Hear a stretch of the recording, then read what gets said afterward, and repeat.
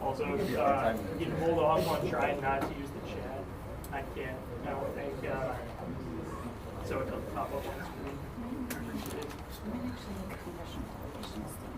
All right, this is a probably about 2-minute warning, just so press know.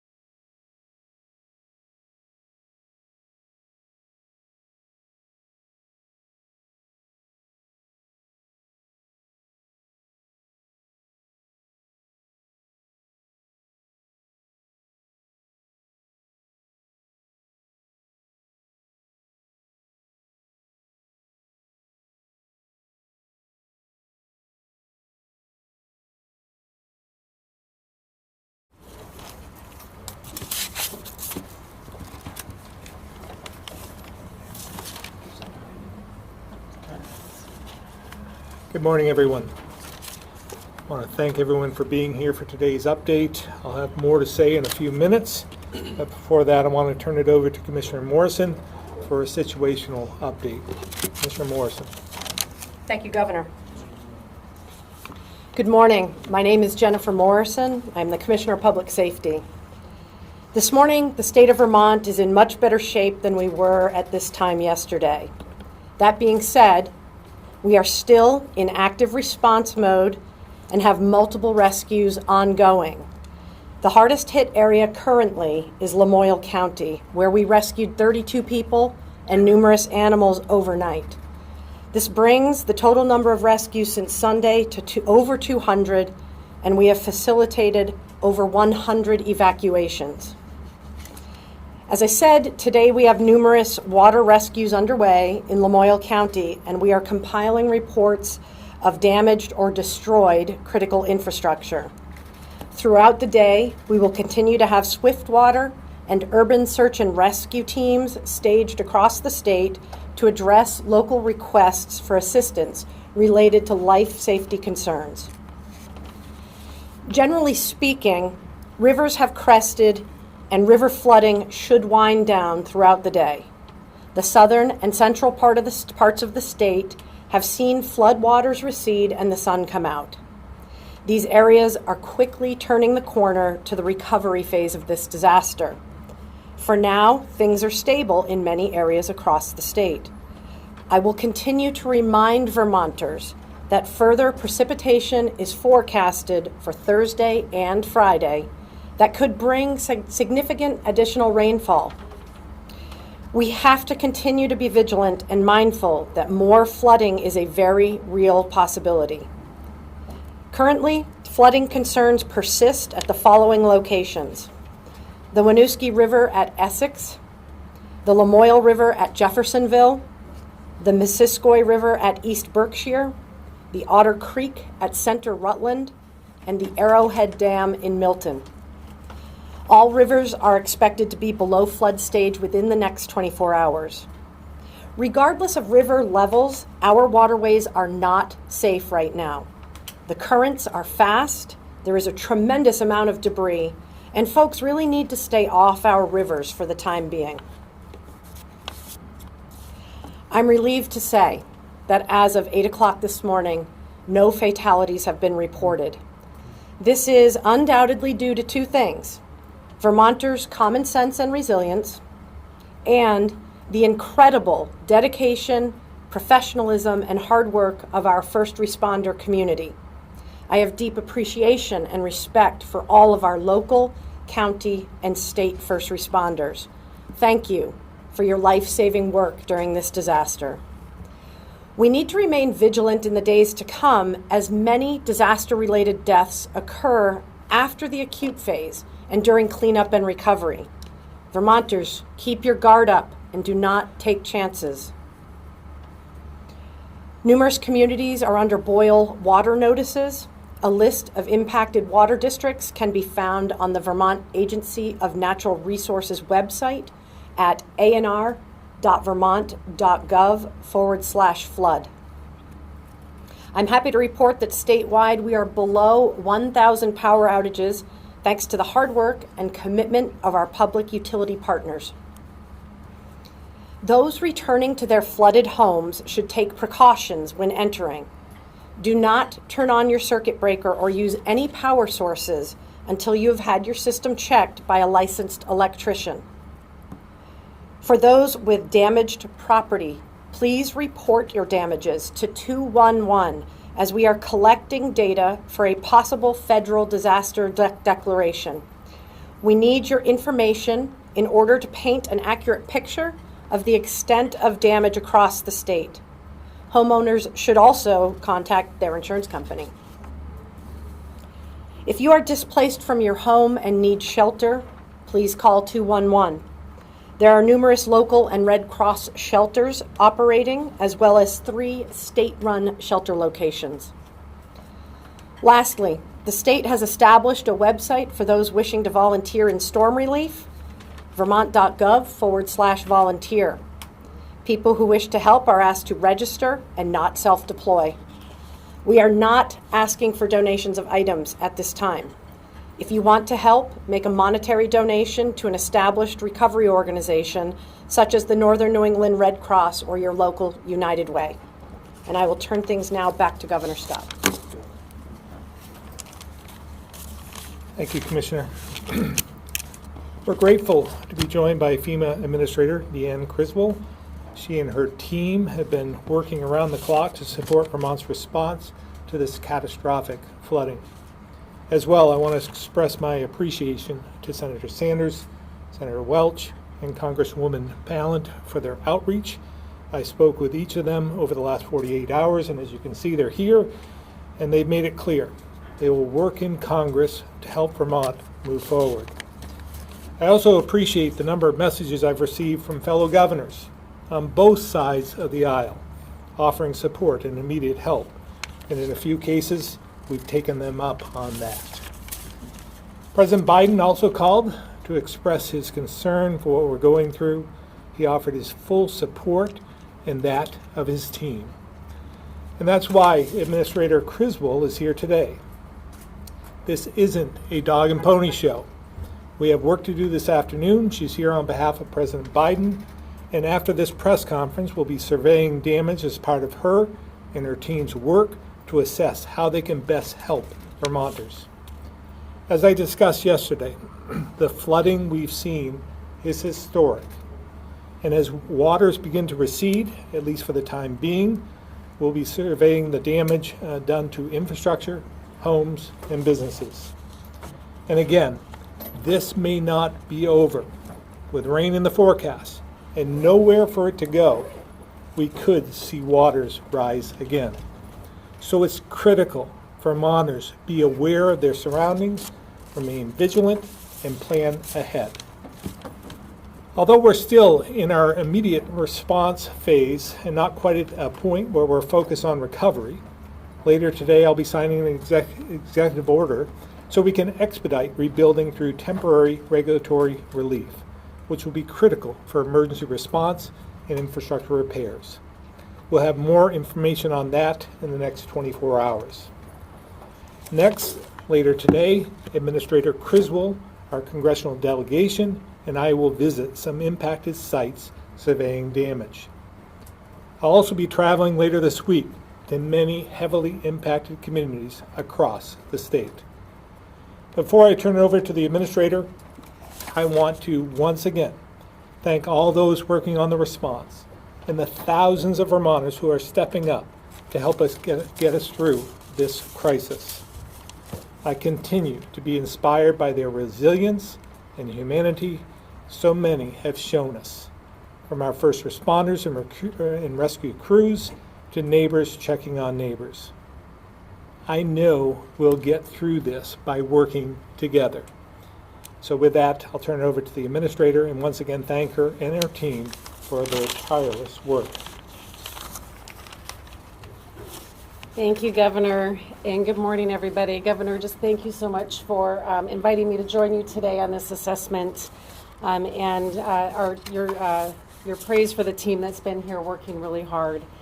I just wanted to start out by saying on behalf of the President and in the entire federal family, our thoughts are with everyone across Vermont right now as they are experiencing the impacts of this truly historic and catastrophic flooding event. Our hearts are with everybody that's going through this, and I know many people are remembering what it was like in Irene. And the biggest thing, and you've heard this already, is making sure that as the continued weather changes, that Vermonters are taking all of the steps to understand what their risks are and that they're trying to stay safe. As you heard from the Governor, FEMA and the entire Biden-Harris administration, we're here ready to support. We had teams on the ground prior to the declaration so we could be ready to respond immediately. That includes our incident management teams to help with the overall federal coordination, as well as our search and rescue teams. And we will continue to send additional resources as we work with the Governor and his team to understand what the needs are as we go into the recovery phase, but even to continue to support the ongoing response. And thanks to the swift approval of the Governor's request for disaster declaration by President Biden, that gives us the ability to mobilize the entire federal family to come in here and provide those life-saving, life-sustaining response needs that are so critical right now in this current phase of the disaster. And as you heard from the Governor, today is about understanding what those impacts are, understanding what the total extent of damage is across Vermont, so we can make sure that we are turning on the right programs and bringing the right resources in here to support the ongoing recovery efforts. As we work with the Governor's office to better understand the overall extent and the impact of this, I think you've already heard this from the Governor and you've heard this from the Commissioner, but it's worth repeating. Very important that Vermonters stay vigilant. Stay vigilant, stay alert, stay aware to your surroundings. I know that we are expecting more rain, and so you need to make sure that you are not putting yourself in harm's way, that you're not moving into walking through or driving through water, especially moving water. We know that it takes just 6 inches of water for somebody to be wiped off of their feet. And in that water, we see a lot of debris. We see down power lines. We see things that can cause additional damage. And so I really encourage everybody, please, do not walk, do not swim, or do not drive through these waters. Even as they're starting to recede, be very cognizant of what the future rain is going to bring over the next couple of days. As you're starting your cleanup process and your recovery process, one thing that I really want to emphasize to everybody here is you do not need to wait to be able to see if FEMA is going to come do an inspection. Take pictures, document your damage, gather your important papers, contact your insurance company, have all of that information available, but you do not need to wait to start the cleanup process. The faster you can get that moved out and the debris moved out of your home, the easier it's going to be for the recovery time. And so as you continue to do this, and as we continue to see what the extent of the damages are, I just want everybody here to know that FEMA is going to be here to support Vermont, to support the governor and all of your needs. As you transition from response and into the recovery phase, we will be here with you. So with that, I would just say stay safe, stay strong, and with that, I will turn it over to Senator Sanders. Thank you very much, Administrator, Commissioner, thank you. Governor, thank you and your team for the hard work that they are doing. There's not much that I can add to what has already been said. I think we all understand we are now living through the worst natural disaster to impact the state of Vermont since 1927, where dozens of people died at that time, and thank God at this point, we have not seen any fatalities, and we all hope that that will be the case. What we are looking at now are thousands of homes and businesses which have been damaged, sometimes severely. We're looking at roads and bridges, some of which have been wiped out and will need basic and fundamental repairs.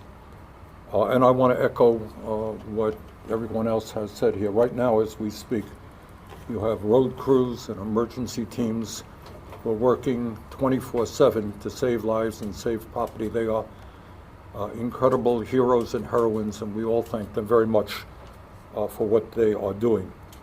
What the delegation, Senator Welch and Congresswoman Ballant and I are working very hard on is to make sure that all of the relevant federal resources are brought into this state as quickly as possible. And I spoke to the president yesterday he was in Europe, and he has pledged to do everything that he and his team can do. And that's why Administrator Criswell is here today assessing the damage. We will be working not only with FEMA, which will play a prominent role in our recovery, will play a prominent role in the cleanup efforts, the mitigation efforts. We'll be working with the Department of Transportation, the Department of Agriculture, and other federal agencies. I also want to make clear that our delegation, and we talked about that a moment ago, will do its best to make sure that the private insurance companies respond quickly and effectively to the needs of the people of Vermont. I'm going to work with them to make sure that they are not nickel and diming people, but are responding to the real damage that people are seeing. So with that, let me thank the administrator for being here and the great work that she and her team are doing. And I am confident that when we stand together, we are going to do the best that we can to get out of this catastrophe. Thank you. And now let me introduce Senator Welch. Thank you very much. Governor Scott, thank you so much for just an incredible response on your part, but also on the part of your entire team. It's really inspiring to see everyday Vermonters showing up for work and whatever it takes to be done to help Vermonters be safe and to recover. You do it. And it's all about cooperation, and it's all about not complaining. It's all about facing the day before you. And every Vermonter whose home has been affected has just got a long, very tough road ahead. I remember, as many of you do, folks going back to their homes after Irene, and there'd be a couple of feet of mud in the basement. Neighbors would be showing up, helping to dig it out. But it's tough, it's long, and the recovery begins today. So all of us are just inspired by the work of the first responders, the emergency management professionals, National Guard, the medical folks, everyone. I also want to thank the reporters. You know, this is a time when local news is what people absolutely need desperately. And the news that has been provided by our press corps has been, I think, a real security for Vermonters to know what's going on. So thank you for that. You know, all of us have a job to do. Those of us in the delegation led by Senator Sanders and with me and Congresswoman Ballin. There's a couple of things that we have to do, and we'll just be coordinating with the governor's office. One is FEMA is dealing with an unprecedented number of national disasters. They're going to need a plus up in their funding. We're going to do every single thing we can to make sure that FEMA has the funds to do everything that Vermonters are entitled to. And we've received, Bernie and I on the Senate floor, assurances and offers of help, including from Republicans. This is a real emergency. It's not the use of the name to try to leverage spending on something else. This is an emergency. So our job will be to make certain that the funds are there so that FEMA can do everything on behalf of Vermonters that Vermonters need and are entitled to. Second, there's a lot of hassles that folks face with paperwork, and as much as everyone tries to make that as simple as possible, it can be difficult. Bernie and Becca and I are going to coordinate our casework teams so that we can try to provide the best and quickest and most efficient response to Vermonters. So we'll be out there, in addition to what Senator Sanders said about keeping an eye on and doing all we can to encourage insurance companies to be fair and to be quick. So this is going to be an ongoing process, and we will be all in to back up the very hard on-the-ground work. Ultimately, it's about that business. It's about that Vermont family that wants to get back in action, have their feet on the ground, and be able to move ahead. And we will do our part. And I'm quite proud to be here with Vermonters who are working so hard and so effectively to respond to the needs of our citizens. Thank you. And now, Congresswoman Ballin. Hi, Becca. Thank you. Thank you. So my message to Vermonters is really simple. It's that this kind of event brings up a tremendous amount of trauma for communities and for individuals.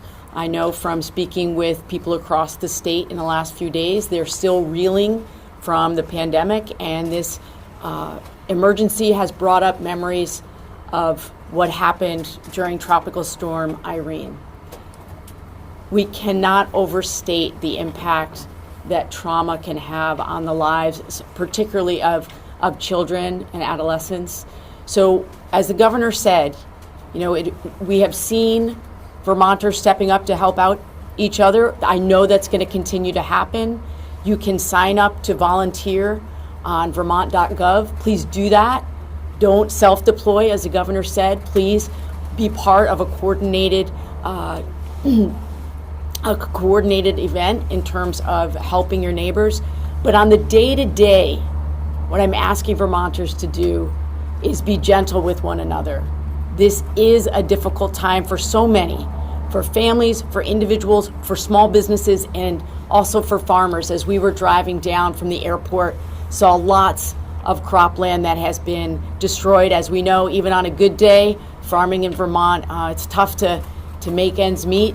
So please be gentle with your neighbors. Let them know that you're there for them, and we are going to be there for you. Our teams will be coordinating. We'll stay in close contact with Administrator Criswell and with the governor, and we are strong. We're going to get through it together.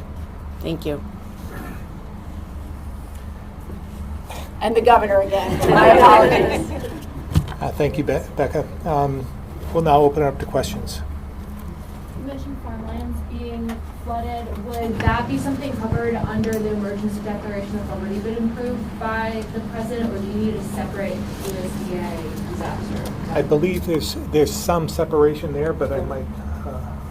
Right, the agriculture piece is not part of what the Stafford Act covers. That would be work that we can help coordinate with the Department of Agriculture to make sure we get the right federal representatives in here to better understand what the impacts are.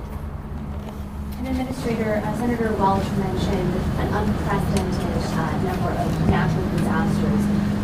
Can you talk about the role of climate change in all of this and how you guys responded to this? Yeah, you know, what I can say is that my 2+ years so far in this role is that I have seen an increase in records being broken, right? Records that have stood for decades or even a century, and it's happening over and over again. And so climate change is a factor, I think, in what we are seeing as a result of this increase in the amount of rain that's coming in, not just an event like this, but even in our hurricanes.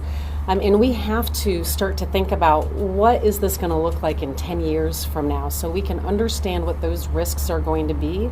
Because I think what we're facing today is not what we faced 10 years ago. And so in order to help reduce the impacts of that, we really need to start to better understand what it's going to look like 10 and 20 years from now so we can use our mitigation dollars to help reduce those impacts and help these communities be more resilient.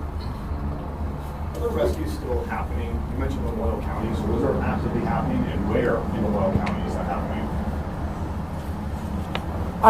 The most recent information I have is that they're in Jeffersonville, but that there are threats and potential calls for our swiftwater rescue assets in other places in Lamoille County. How do you explain that the swiftwater rescues are still happening on a regular basis when the rivers have crested and are starting to go down? Is that just a consequence of the storm moving north, and so the worst impacts are still in the north area presently? I can't answer that. I don't know if the governor can. Well, again, I mean, water flows downhill, right? So we've seen it here. It's it crested and is lowering in the Montpelier area, but that means the water is heading somewhere else, and that's to Chittenden County. And so we're seeing the elevation there. We're seeing it in communities like Jeffersonville and Johnson as well. With the forecast being what it is, situations like the Wrightsville Dam, what are the levels of concern there, and how's that holding up? Yeah, we've been concerned about that since last Sunday, and so we've been monitoring the level. As you know, it got up to about 1 foot below where we'd have to open up the gates, but we were able to get through that moment. So we're monitoring it at this point, and that's one of my biggest concerns is what about Thursday and Friday, and if we'll just have to see what it brings us. But we're monitoring the situation and trying to make sure that we allow for some capacity as we can to lower, create more reservoir capacity at Wrightsville in particular, but all the other dams as well. So it's not just there, we're looking across the state. From what you know now, what are you anticipating on Thursday and Friday? We don't know. I mean, what the Weather Service is telling us in our SEOC brief this morning, they were thinking maybe 1 to 2 inches Thursday and Friday, but as we've seen over the last year, you never know what you're going to get. I mean, they can try and predict to their best ability, but I wouldn't say that we knew that we were going to get 7 to 9 inches in this past storm. So we'll see what happens Thursday and Friday, but we're monitoring the situation. I was going to say, what is the state's preparation for the next 4 Well, again, we want to preserve what we have, trying to alleviate some of the structures in terms of the damage done in front of their culverts and box culverts and so forth, so that we can allow water to go through them, because that's where a lot of the damage has been, clogging up the inlets. As well, trying to make sure that we have the capacity in those reservoirs so that we can allow for more capacity. I know Barry and Montpelier are under boil water notices. Are you aware of any other towns that are, and are there any plans to deploy water trucks? Yeah, I would say that most communities might be under that boil water notice, but Commissioner Morrison? Yes, there are multiple communities. I don't know the exact number, but there's a real-time list of the impacted water districts. So remember, it's not by town, it's by the water district where you get your water service from. And that website can be found at www.anr for Agency of Natural Resources .vermont.gov/flood. Yeah, the governor and members of the delegation and the administrator have to exit out this door right now. If everyone could stay put as they do so, the rest of the team and the representatives from FEMA will be able to stay and answer additional questions.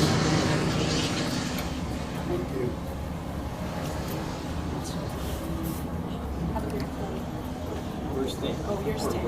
I'm staying too. No, I think you're going. Oh, I don't know. okay. I don't know if the congressional delegation. No, Oh, okay, maybe you're not. Oh, sorry, right. That was the governor. Okay. Are you going to continue to facilitate, Yeah, Malucci? people are Very good. feel free to. One of the questions I have is, so the FEMA money, the federal money we're getting, is this a loan? Is this a grant? Is it both? What's the rough breakdown of this? Yeah, so, hi everyone. I'm Lori Ehrlich. I'm the Regional Administrator for New England for FEMA, and I think that there are, today is a day for assessment where we're going to be determining the extent of the damage, and then what will follow after will be, depending on that, that assessment will be what the funding will be. So it's hard to characterize it at this point, but after the assessment, we will certainly know more. And I know that the governor is working on a major disaster declaration. Senator Welch, I think this is best suited for you. Do you foresee the Farm Bill as playing any role in perhaps delivering funds to Vermont? I don't see that. I see the current structures we have through FEMA, and we're going to need, I think, a supplemental, and we've been talking about that. And if there's some specific things that come up, the delegation will do everything we can. I do want to just respond a little bit to the climate change question. I talked to the head of NOAA yesterday and asked him that question. And as it has been reported, the warmer weather, particularly over the ocean, that then comes across the country and is here in Vermont, means that there's much, much more moisture in the air. So a rainstorm pre-climate change would not have dumped in some places 9 inches of rain, but all of that moisture in the air gets turned into rain that then gets added to the volume, which is enormous. So that is very much a climate change related situation. And then of course with our ridge lines, it just created a weather dynamic where it lingered longer. And with the combination of the lingering and the excess moisture that is climate change related, we had this vast volume of rain that pre-climate change we wouldn't have had. It would have just been a storm. Question for Commissioner Morrison. Might be also directed to the governor, who's obviously not here, but was the state government lacking the response in the early stages? The emergency command center closed Monday night when the storm was at its worst. We did not close. We did not close. That is incorrect information. So when Channel We 3 went virtual. We had to evacuate the EOC in Waterbury. We never shut down the Emergency Operations Center, and every position was filled and leaning in virtually until we could re-aggregate ourselves here at this building. So that is incorrect information that we chose not to call out when it was originally published, but let me now call it out and make it very clear. We have activated our EOC since Sunday afternoon, and it has been in continuous operation, and as the disaster the scope of it became clear, we have bolted on more and more partners. So we never closed the EOC. Do you think that hindered our operations? From my Not at all. understanding, emergency management did not know 89 was closed till Channel 3 let them know. That That is not true either. Listen, you guys are the professionals in this. You know that misinformation is as big an issue as information and the information you share. That is also untrue. I don't know what your source is, but it is untrue. We have chosen to focus on the important pieces of this disaster, which is an outstanding, well-oiled and well-practiced response. And both of the things you've just said are untrue, and we can unpackage that at another time. In regards to the dam and managing the capacity of the reservoir, what does that look like in terms of, is it releasing some water, or how do you manage that? I don't think I have any. Do you want to speak to that, Eric? Yeah, are you talking about a This is specific dam? This is Eric Forend, who's the interim director of Vermont Emergency Management. We don't have a representative of the Department of Environmental Conservation here right now, but he will maybe be able to give you some high-level information. I understand the governor was concerned with the Wrightsville Dam in particular. Yeah, the Wrightsville Dam is the ones the governor has been speaking about. We've had eyes on it and since Sunday night.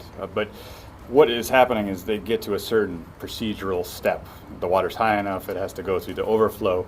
Again, there was some misinformation about its failure or imminent failure, not accurate. It's acting in the way that it's supposed to act, which gives us time to understand what the downstream effects are going to be. So if we know that it's going to release a certain amount of water, a certain amount of cubic feet, we know how far it's going to go. We know how far we need to activate folks or evacuate folks. We could send teams to do that. We did that the other day. That dam specifically is now set down to about a foot under, and it's sat there and it's stabilized.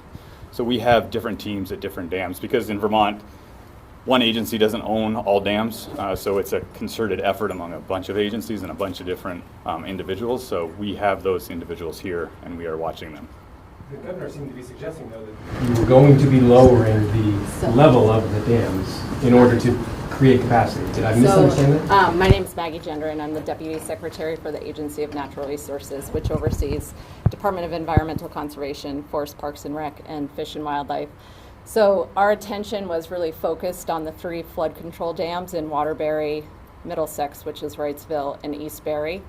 Wrightsville is at reduced risk. We are going to continue to monitor it, as everybody has said, given that we're watching the weather events. We just have to be vigilant.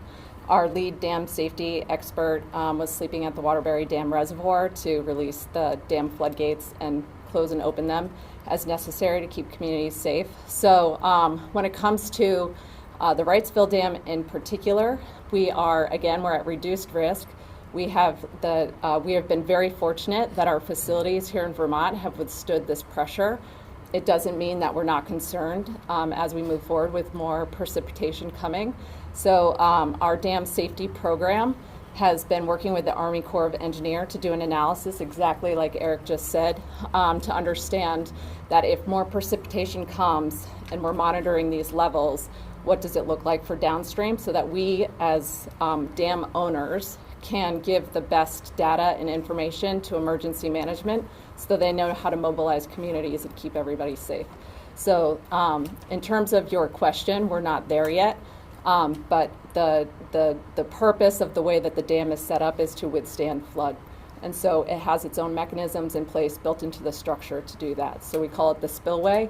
It's pretty much an overflow system. So that's where we're at right now. So we just want to make sure, because there was a lot, again, misinformation about Wrightsville. We're at reduced risk. We're watching it. We're monitoring it closely. And our team takes very seriously the responsibility to give information to Vermonters as we get it. It would seem that if the dam is only a foot above the spillway and there's storms coming that you've already discussed, that there would be the need, or maybe it makes sense, to do some limited release to create capacity behind the dam. Is that not what So the management of dams is a really technical profession, and I'm happy to get you the answer to that question. I don't have it. I would be more comfortable having our dam engineers give you the information to that. So I'm happy to give you my information. Did you want to speak to the fact that that's only the 3 dams that the state owns, and there are So- hundreds of other dams? So the Agency of Natural Resources owns 100 dams in the state of Vermont, and we regulate about 800 privately owned and municipally owned dams. So this is a very active space for us right now.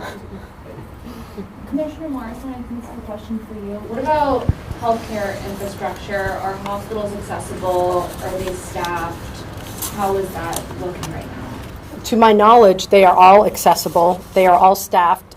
During the course of the last 72 hours, I believe we had one personnel-related request to help facilitate bringing staff to a hotel where a lot of the roadways were closed.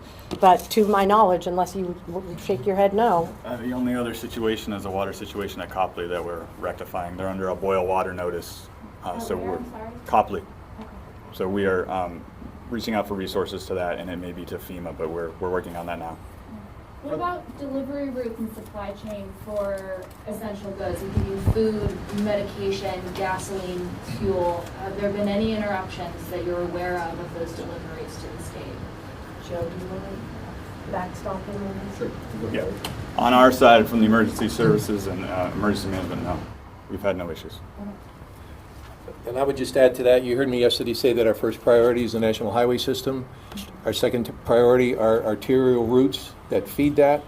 And I think I told you that our third priority are the critical routes that supply hospitals and other key resources. That's not to say we wouldn't take immediate intervention if a hospital had a need. But we at VTrans, and along with our partners, have been actively working since this thing began to keep those routes established. We do currently have some interruption on rail, but we will have a forecast of when that should all be restored as soon as possible. And that's mostly fuel deliveries that come to Vermont by rail, There's right? multiple commodities, but it's primarily fuel. There is some lumber, there's some animal feed. Yep, thank you. Secretary Flynn, have you noticed an improvement due to the structural improvements from Irene? Yes. We worked closely with the Agency of Natural Resources, primarily the Department of Environmental Conservation after Irene, to take a look at specifications for how we design bridges. In fact, immediately after Irene, back at the National Life Facility, where both ANR and VTrans at one time were on different floors, we embedded structural engineers with river engineers on the same floor in adjoining cubicles. No more silos just because we were separate agencies, so that we could best understand the sort of pressures that you've heard of, climate concerns, so that we could best understand the forecast for the pressures we would see in the future, that affect the hydrology and how we design structures. I think I may have mentioned yesterday, but an example would be a bridge that might have been built in the 60s when the highway system was established, was perhaps a bridge that had a pier in the center of the watercourse with abutments on each shoulder, or on each bank. Today we're designing bridges differently so that they can span that watercourse without having to have a pier in the center. Now, that's not to say you won't find a bridge with a pier in it and remind me of that, but that might be one that's been built a while. So we are looking to do things like that, to create a wider opening for debris and more water to pass through bridges, so that, like you saw in Irene, when we had 34 bridges that were either destroyed, or what primarily happened was the debris would come downstream and it would hit the pier in the middle, and it would go around the abutments, and it would take out the approaches of the road to the bridge. So the actual structure survived, but you couldn't get onto it. So there's been a lot of things like that that have been beneficial, lessons learned since Irene. For the state volunteer program that you guys were talking about, do we have any kind of response or numbers on what that's garnered so far since it started? Is there a key number you guys are maybe trying to get to, and when those people can expect to be kind of deployed, if you will? So as we mentioned, the volunteer website, we're advocating everyone to go sign up through that. As of yesterday morning, there had already been 300 folks that were signed up. We're also working with Serve Vermont, who has another 200 AmeriCorps that are getting staged and ready to assist.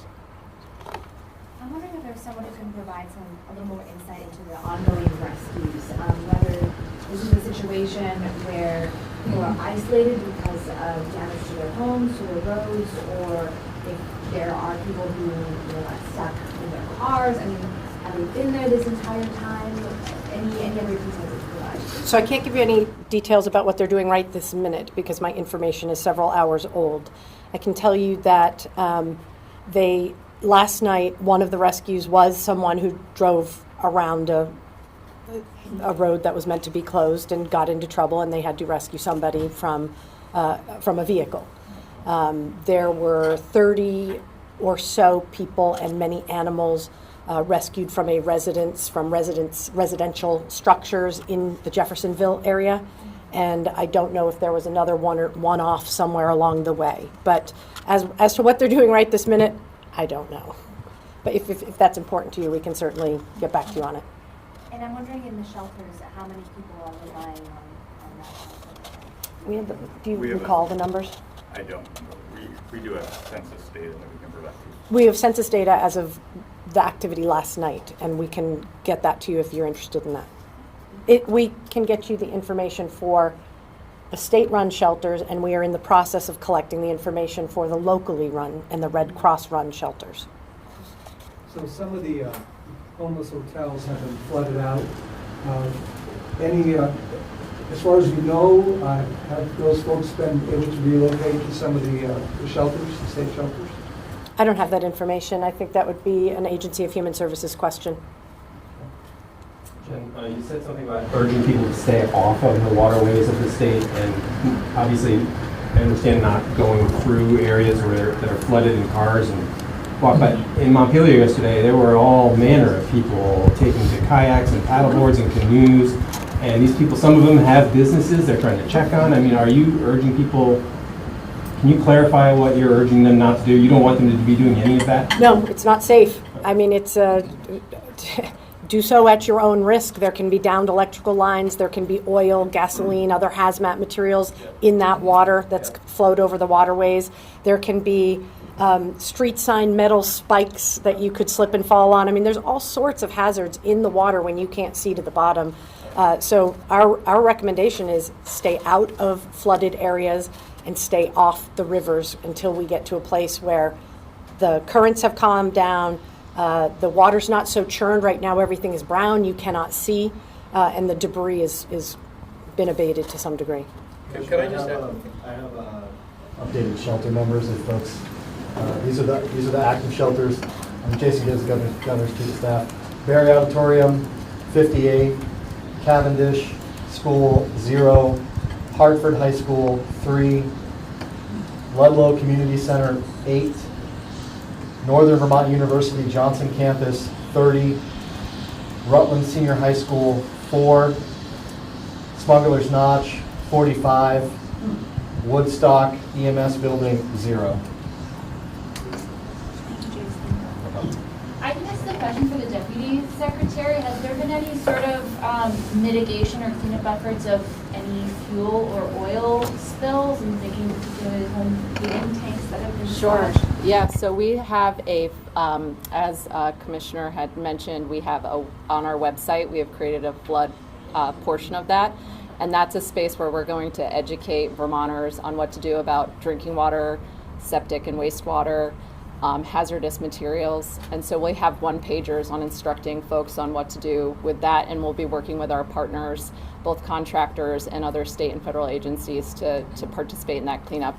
Like I said, right now we're still in emergency management mode, and we're simultaneously transitioning to recovery. So we're starting to post all of that information. We'll be working with Front Porch Forum, Vermont Leagues of Cities and Towns to get that information out rapidly to communities. Is there any concern about flammability in those sorts of situations? I have not heard of any concern to date. Do you know about the rates of discharge from the wastewater facilities? I don't, but we do have that information. I don't have it with me right now. I can get that for you. Secretary Flynn, do you have an updated number of state road closures for today? I do. So since I reported... Before we each have a 1 minute. Okay. 46 roads remain closed, 7 roads remain partially open, 33 roads have opened since I last spoke to you yesterday. And really quickly, we are still working to inspect 35 bridges around the state of Vermont. We currently only know of 2 bridges that we lost. Significant difference from Irene. As I mentioned, there is some damage to state-owned rail property, and that is continuing to be assessed today. Much of it has to be hiked on foot in some very remote areas, especially along the Green Mountain Railroad between Rutland and Bellows Falls. Both the Amtrak Ethan Allen and the Vermonter remain suspended at this time. The state-owned airports are okay. And AOT also owns 2 dams, which at this time are not providing any problems. Pardon me? The bridge is locked. The floating bridge in Brookfield, and I'm going to forget the route number, so don't hold me to this, but it might be Route 132, but it's in Vermont.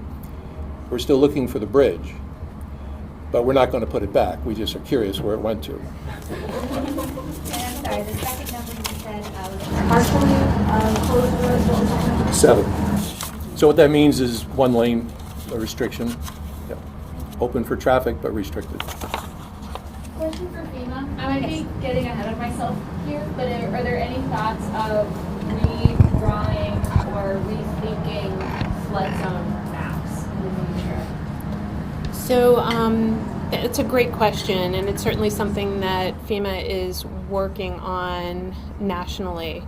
I think we've discussed climate change here, but I think nobody doubts anymore whether or not we're having more storms, whether there's more flooding events, whether there's sea level rise. I mean, these things are not really open for debate anymore. So the implications on our flood maps are something that we have to account for. So, so I know this is a hot topic right now, but certainly something that's on FEMA's radar. Would you mind just spelling out your name? Sure. Yeah, sure. Lori, Lori. Last name is Ehrlich, Ehrlich, 2 H's. And I'm the Regional Administrator, Region 1 for FEMA. And Region 1 is all 6 states of New England and 10 tribal nations. Thank you. You're very welcome. Thank you, everybody. For folks who are planning to... That's totally okay. I was looking for your dwarf guy that I just got to know pretty well. Ben is Ben.